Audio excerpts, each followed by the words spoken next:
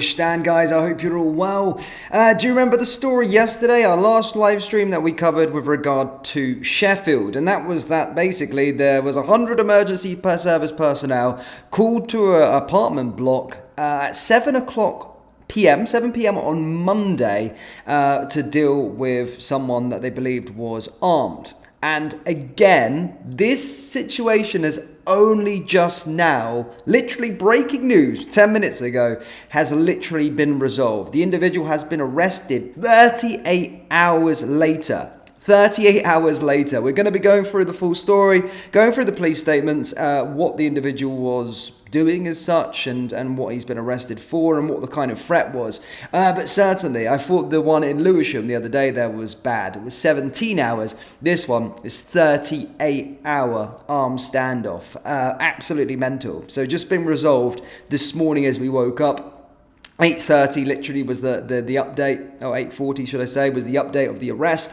And then, of course, this started at 7 p.m. on Monday night, so 38 hours worth of armed standoff there between the armed police and this individual. But as stated, guys, let's go through what we know. I mean, this is some of the scenes, of course, as armed police were at the scene on a balcony, of course, trying to negotiate with the individual. We've seen some more of them coming up the stairs in that apartment block, and yeah, the scene was like this. It was pretty crazy in terms of how many emergency service personnel were there. 100 emergency service personnel were there at the scene on Monday. They did scale it back towards today, but the city has been chaotic. Sheffield has been chaotic for the whole day. There's been, the whole day yesterday, there was delays everywhere. Trams were, road closures, trams were off, all of these kind of things, and I think the game as well got affected too. However, as we woke up this morning, those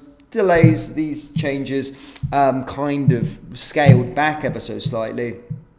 And as stated, we do have some breaking news as Sheffield Police, or South Yorkshire Police, have finally made an arrest. This is what South Yorkshire Police said in a statement. We would like to thank the public for their continued cooperation and patience during our response to the incident, which resulted in the evacuation of an apartment building and road closures in Sheffield city centre. An arrest has now been made and road closures have been stood down. This, of course, on Monday, the 10th of February, just after 7 p.m. They did respond to concerns from a man inside a property on Broad Street alleged to have weapons and pose a risk to himself. Today, a 47-year-old man has been arrested on suspicion of affray, criminal damage, possession of a firearm, threats to kill, and communicate with a bomb hoax. He remains in police custody at this time. The Sheffield Parkway has fully reopened, but the building remains closed while officers conduct thorough search. We would like to thank those who have been affected for their continued support while emergency services conduct their work. Your support is greatly appreciated. A further update will be provided in the building when the building is reopened.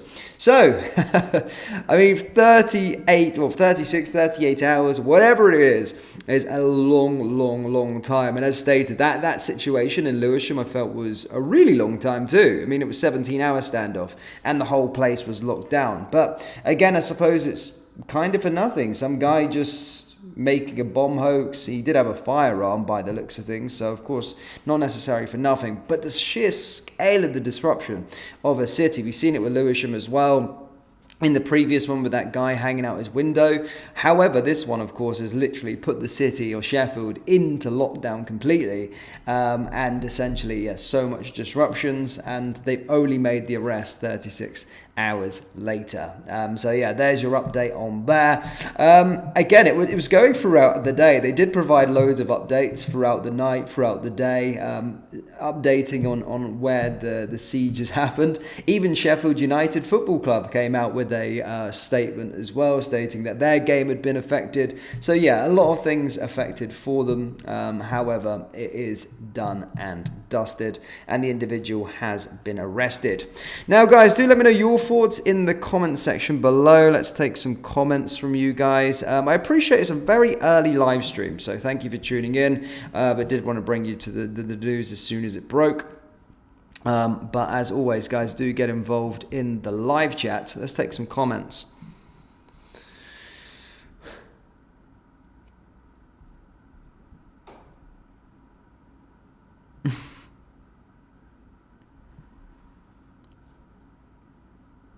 Whoa, here we go. Sorry. Let's have an interesting chat this morning anyway. Everyone's talking about this. But is it mental health issues? I don't know. I mean, the individual, again, we haven't got that much details. The guy's just been arrested. So, again, naturally, it's going to take a little bit of time to find out where he is. But he's a 47-year-old man. So we've got his age and we know the sort of charges that he's been arrested for. But regardless, again, we don't know if it's going to be a mental health card or we don't know if he just had some mad, crazy night and was just up. I mean, he must have been on something to be up for the 36 hours and just holding the police there to a siege. It must be on something, surely. So I was thinking the same there with the Lewisham one when it was 17 hours, but this one was, pretty much double it. So, he must have been on something, and then certainly must have had some mental issues if he was doing bomb hoaxes and threats and all these kind of things. But, I mean, we don't know the full scope of the story just yet. That's it. That is currently it. So, yeah.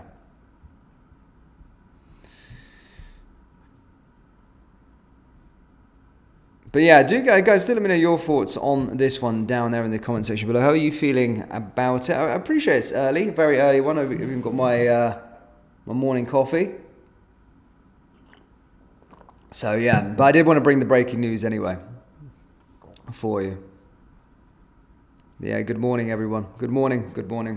Prime Minister's questions later. That's going to be something that we're going to be discussing heavily on the channel later. That's what's coming up next for today. And then, of course, if there's any more breaking news with regard to any more stories later on today, then we'll be sure to keep you up to date with everything that's happening in Britain. But for those of you just tuning in, the conclusion of the Sheffield incident has been finished. We did break the news yesterday after the 12-hour, I think after the 10-hour point when it came out to the media, that of course there was a siege, I suppose, going on in Sheffield, and it lasted 36 hours. Crazy stuff. James Arnold says, how many ambulances and time have we used for these people's staff? I mean, for this one, there was 100 emergency service personnel at the scene on Monday night and Tuesday morning. So there was a lot. I mean, they did start to scale back the scene as the day went on. But apart from that, it was pretty wild. I mean, 100 emergency service personnel was crazy. Janet says, where do the police suddenly become available from yet cannot deal with another crime?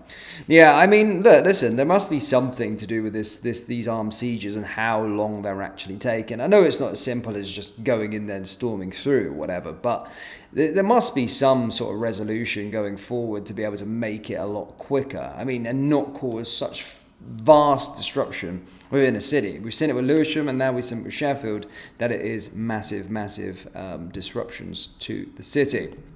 Anyway, guys, that is enough from me this morning. I appreciate it's very, very early. Thank you so much for tuning in this morning. And as always, do carry on the conversation down in the comment section below. Hit the like button, hit the